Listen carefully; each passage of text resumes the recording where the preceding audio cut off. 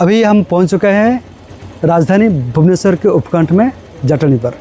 माता जी के आस्था यज्ञ का पूर्णाहुति हमारे साथ जुड़े हैं, सुदूर हिमाचल प्रदेश से आए हैं गुरुदेव जी। गुरुदेव जी प्रणाम। आज जो है 7 दिवसीय बगलामुखी महायज्ञ का पूर्णाहुति हुई और हर एक साल के भांति जो है हमारे जटिया बाबा जो हैं वो यज्ञ किए हैं इस साल भी, और लोक कल्याण के लिए, संसार कल्याण के लिए, विश्व कल्याण के लिए ये हर एक साल बगलामुखी का यज्ञ करते हैं। और इस यज्ञ की प्रेरणा और ये मंदिर स्थापना की प्रेरणा जटिया बाबा को कामाख्या से और हिमाचल प्रदेश में आदिपीठ जो बगलामुखी का जहाँ उद्गम स्थल जिसको माना गया है वहाँ से इनको प्रेरणा मिली, और वहाँ से प्रेरणा लेके ये जो है यहाँ पर जो है सो जटनी में जो है ये मंदिर बनाए और हर एक साल जो है सो ये यज्ञ करते हैं। और बगलामुखी माता जो हैं या बगलामुखी देवी जो हैं वो 10 महाविद्या अंतर्गत 7वीं देवी हैं। श्री विद्या की ये अधिष्ठात्री देवी हैं। बगलामुखी के बारे में कहा जाता है यम यम चिंतयन्ते कामम तम तम प्राप्नोति निश्चितम। जो व्यक्ति जिस चीज़ की कामना लेकर के माता की उपासना करता है उसको उस चीज़ की प्राप्ति होती है। और बगलामुखी माता जो हैं वो केवल एक ही काल की ये देवी नहीं है, ये तीनों काल की, भूत भविष्य और वर्तमान तीनों काल की ये देवी हैं। इनकी पूजा जो है चारों युग में हुआ है। सतयुग में शंखाचूर राक्षस जब हमारे शास्त्र को लेकर के समुद्र में चला गया था तो उसमें एक ऐसी शक्ति की ज़रूरत थी जो जल में भी, स्थल में भी और आकाश में भी चले। तो उसमें माता जो है बगला का स्वरूप लेकर के जो है आई और शंखाचूर का जो है सो वो वध की। त्रेता में लक्ष्मण और ये मेघनाद दोनों जो है माता का उपासना किया निकुंबला रूप में।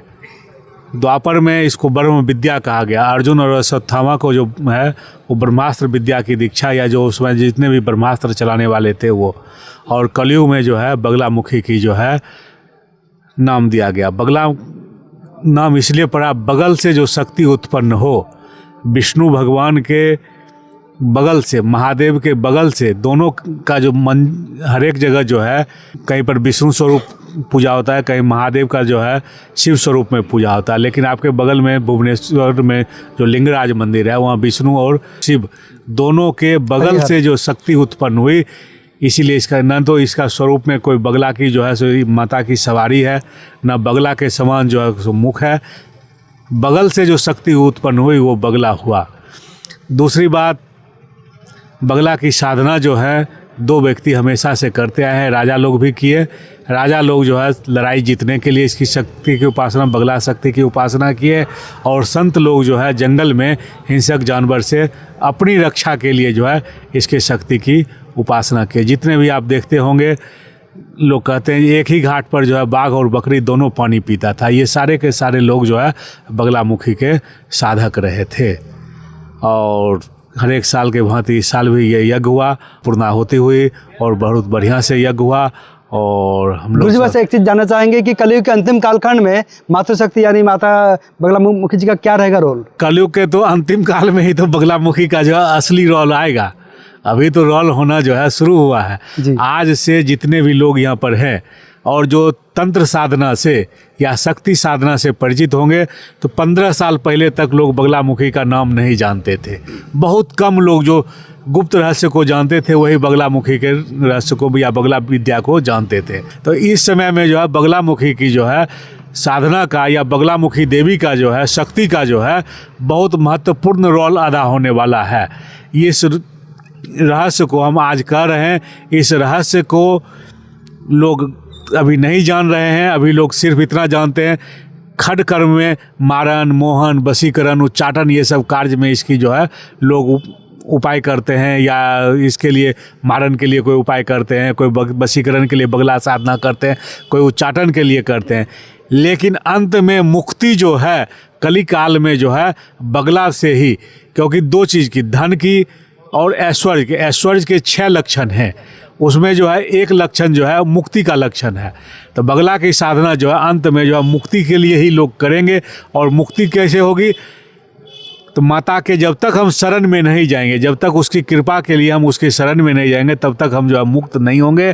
तो कलयुग के अंतिम समय में तो बगला विद्या का ही जो है सो असली रोल है होगा, क्योंकि 10 महाविद्या में काली का अलग रोल है, तारा का अलग रोल है, धूमावती का अलग रोल है, छिन्नमस्ता का अलग रोल है, लेकिन बगला का जो रोल है वो होगा एकदम काले से काले काल कोठरी में, और बेदाग निकल जाना जो है बगला की साधना करके ही उस काल कोठरी से जीव जो है वो ब्रह्म की ओर जो है सो जाएगा, और वहाँ मुक्त होने का प्रयास जो है वो बगला की साधना से कली के अंतिम समय में होगा।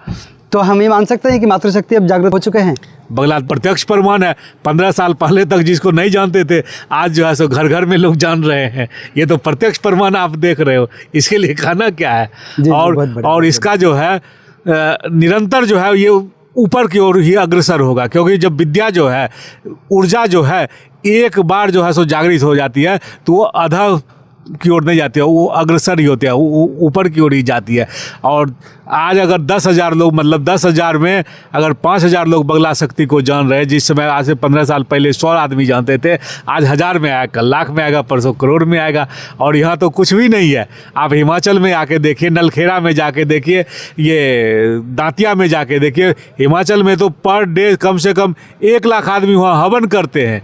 मतलब वहाँ पर इतनी हवन कुंड हैं, 100 से ऊपर हवन कुंड है, और 1 लाख से ज़्यादा आदमी वहाँ हवन करते हैं। एक वहाँ पर वो पेंडिंग पड़ी हुई रहती है, एक हवन खत्म नहीं हुआ कि पीछे से आदमी वहाँ पर खड़े हैं। अच्छा। तो आप जान सकते हैं जो जिस जगह पर हम 2004 में वहाँ पर रहे थे, मैंने 1992 से 2004 तक वहाँ बगला की साधना किए, तो एक दिन में एक भी आदमी नहीं आता था। आज वहाँ लाख आदमी आ रहा है, इससे ज़्यादा और प्रमाण की क्या जरूरत है। और पूरे हिंदुस्तान ही नहीं, विश्व से, मैंने हमारे नज़र में, हमारे संज्ञान में है बहुत सारे लोग, मैंने नाम हम नहीं बताना चाहेंगे, इस्लामिक देश से लोग जो हैं, इस्लामिक देश से जो हमारी मूर्ति पूजा को नहीं मानते, वो सारे लोग वहाँ से जो है फ़ोन करके यहाँ पर जो है बगला की जो है हवन कराते हैं, बगला का जप कराते हैं। अमेरिका से लोग वहाँ पर, मैंने बहुत सारे लोग, आप नेट पर खोजिएगा तो अमेरिका से लोग, यूरोप से लोग जो हमारे मूर्ति पूजा को नहीं मानते, वो सारे लोग वहाँ पर फ़ोन कर करके कहते हैं हमारी बगला की साधना कर दो, हमारे बगला का ये हो गया, ये हो गया। और वो भी जो विधर्मी जो हमारे मूर्ति पूजा को नहीं मानते, वो सारे लोग बगला शक्ति के आगे जो है प्रत्यक्ष में नहीं लेकिन परोक्ष रूप से वो सारे के सारे हमारे बगला के सामने जो है नतमस्तक है। अच्छा। बस अंत में एक चीज़ मैं जानना चाहूँगा, पूरे हिंदुस्तान में इतने सारे बगलामुखी पीठ है, और जटली का ये जो बगलामुखी पीठ आने वाले समय में क्या परिचय देगा? इसका भविष्य बहुत उज्जवल है। पहला साल जिस समय ये वो शुरुआत हुई थी, मूर्ति स्थापना यहाँ हुई थी, उस समय की अपेक्षा अभी 10 गुना ज़्यादा आदमी आ गया 4-5 साल में, तो इसका तो और ज़्यादा है।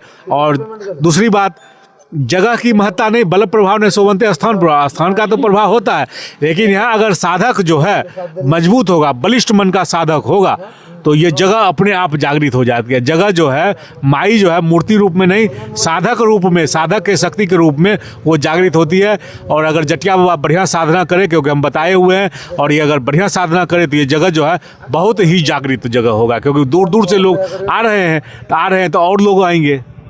गुरुदेव जी, तहे दिल से आपको बहुत बहुत धन्यवाद। आपको भी बहुत बहुत धन्यवाद। सुदूर यूरोप से हमारे बीच में पधारे हैं गुरुदेव जी, तो आप इस पीठ पर पधारे हैं, तो क्या कहेंगे आपकी अनुभूति से? सर्वप्रथम तो भगवान जगन्नाथ के चरणों में मेरा साष्टांग दंडवत प्रणाम, फिर मंच पे विराजमान गुरु जी के चरणों में प्रणाम करते हुए, आपने कुछ प्रश्न गुरु जी से किए जी, मैं उसी पे थोड़ा प्रकाश डालना चाहूँगा ना, कि आपने कहा कि माँ की स्थापना की बात, मेरा अपना व्यक्तिगत अनुभव है कि हमारे जठिया बाबा ने स्थापना नहीं की, माँ ही स्वयं प्रेरणा की है इनको कि मुझे यहाँ आना है। गुरुजी ने बताया कि ये नारायणी शक्ति है, भगवान नारायण की ये शक्ति है, और नारायण की शक्ति है। मैं आपको ये अनुभव कह रहा हूँ, कहनी नहीं चाहिए ये बातें, मेरा अपना व्यक्तिगत अनुभव है कि जब हम साधन में होते हैं, ध्यान में होते हैं, तो बहुत तरह की अनुभूतियाँ होती हैं। एक अनुभूति मैं आपसे शेयर करता हूँ। अनुभूति है कि जब अभी ध्यान में बैठे तो एक बार ऐसे अनुभूति भगवान से हुई, जैसे भक्त और भगवान की वार्तालाप होती है, मौन वार्तालाप होती है, तो उसमें जो भगवान बताओ कहाँ हो स्थापित आप, मैं ठाकुर जी से मैं पूछा कि कहाँ हो, मैं कैसे आऊँ मिलने आपसे, कहाँ आपको मैं पा पाऊंगा, मैं वृंदावन आता हूँ। बोले नहीं वहाँ नहीं हूँ मैं। बोले कहाँ? बोला मैं पूरी बैठा हूँ। पूरी में? पूरी जब बैठे हैं और जब उनकी जो शक्ति है, तो भगवान जगन्नाथ ने बुलाया माई को। जब हम बोलते हैं ना कि जब कली का अवतार होगा, और भगवान का यहाँ से कली का अवतार में भगवान जगन्नाथ का ही बहुत बड़ा उसमें रोल है, तो वो कैसे फिर माँ पीछे रह जाती ना। तो माँ स्वयं आई है, वह भगवान नारायण और भगवान जगन्नाथ बुला के लाए। ये बहुत छोटी मोटी बात नहीं है।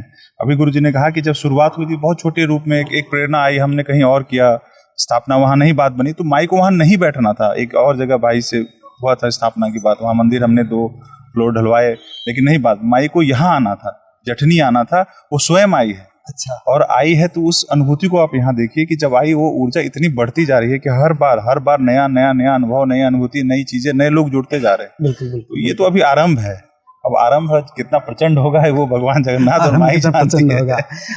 एक चीज मैं जानना चाहूंगा, मतलब यहाँ पे श्रद्धालुओं का जो भीड़ जो है आने रुकने के नाम नहीं ले रहा है, इस बीच में ऐसा क्या है जो भक्तों के केंद्र बिंदु जो है ये बनते जा रहा है? ये कहा नहीं, गुरु जी ने कहा ये मात्र शक्ति है। अगर पूरे ब्रह्मांड से सिर्फ मात्र शक्ति खींच लेना तो कुछ नहीं बचेगा। हम तो जो मात्र शक्ति है वो ऐसे ही इतना फैलाव उसका इतना है, जैसे आप माँ के पास जाने में आपको कैसा लगता है? एकदम आनंद लगता है। आपको कोई शंका नहीं, कोई सोच नहीं, कोई ऐसी भावना ही नहीं है। स्वयं माँ बैठी है तो वो तो यहाँ जो आते हैं वो अनुभव करके बताएंगे कि जैसे माँ के गोद में बैठे हैं। वो दिन ब दिन बढ़ेगा, वो प्यार रहेगा उनको। आप लगता है कि नहीं हम वैसे कुछ नहीं करो, आओ मत, बस बैठ जाओ, गुजर जाओ, आपको वो आशीर्वाद वहां से मिलता जाएगा। इसमें करने या कहने या सोचने की जरूरत नहीं, तो शक्ति बैठी है। तो फिर आने वाले विषम स्थिति में मातृ शक्ति जो है, माँ जो है, अपने भक्तों की रक्षा करेंगे। एकदम यही तो है। वो आई इसीलिए यहाँ। अगर वो आई है तो अपने जो बच्चे हैं उन्हीं के लिए आई है ना। वो रक्षा तो नहीं कह सकते, वो बस वही कहेगी, उनके लिए सब बराबर है, तो उनके लिए ही आई है। ऐसे थोड़े आगे कि नहीं हम आ रहे हैं। तो स्वयं उसका काम ही है, मातृशक्ति का काम ही है निर्माण और रक्षण। निर्माण और रक्षण, अगर वो ना है तो ना निर्माण होगा, ना निर्माण होगा तो रक्षण किसका होगा? तो आपका ये मानना है कि पहले विनाश फिर इसके बाद विकास? विनाश की बात मैं नहीं कर रहा। विनाश अगर एक तरह से है तो विनाश आरंभ का जो है वो एक केंद्र है। अगर वो खत्म नहीं होगा तो फिर आरंभ नहीं होगा। सही बात। जब अति होगा तो अंत तो होना ही है। लेकिन उसमें जिसको बचाना है, जैसे माँ अपने घर में एक बीज को बचा के वो एक निर्माण करती है पूरा, वो निर्माण कैसे होगा? माँ ही है तो वो जो उनके बच्चे हैं उनको अपने गर्भ में धारण करके उसको बचाएगी, जो विनाश की लीला होगी उससे। इसीलिए माई का यहाँ प्रादुर्भाव हुआ। आप उड़ीसा आते रहते हैं या फिर पहली बार आप पधारे हैं? मैं आता रहता हूँ बराबर। भाई के यज्ञ में ये मेरा तीसरा है। मैं आता रहा, तो मैं अपनी साधना में था बाहर, तो फिर इनका था विशेष अनुग्रह कि नहीं आना है। तो इनसे बहुत मतलब आत्मिक प्रेम है, तो आना तो बनता है। और माई बुलाती है भाई के रूप में, तो आना ही आना है। हम मना कैसे, हम तो उसके बच्चे हैं। हर साल आप आते रहेंगे? हर साल आते रहेंगे, जब तक माँ बुलाएगी तब तक आते रहेंगे। क्या बात है। बहुत बहुत धन्यवाद, आभार आपका। तभी हमारे साथ जुड़े थे, सुदूर यूरोप से आए हैं गुरुदेव जी। अभी बता रहे थे कि आने वाले समय में भले ही समय कितना भी विषम हो, लेकिन मातृशक्ति जो है अपने भक्तों की रक्षा करेंगे। अभी हम जहाँ पे मौजूद हैं वो है उड़ीसा राज्य भुवनेश्वर के जटनी में। आज है आस्था माता जी का यज्ञ जो चल रहा था, आस्था अंतिम दिवस था। कैसा रहा आज का वीडियो, अपने कमेंट बॉक्स में बताइए। मिलेंगे अगले वीडियो में। जय जगन्नाथ, जय पंचसखा।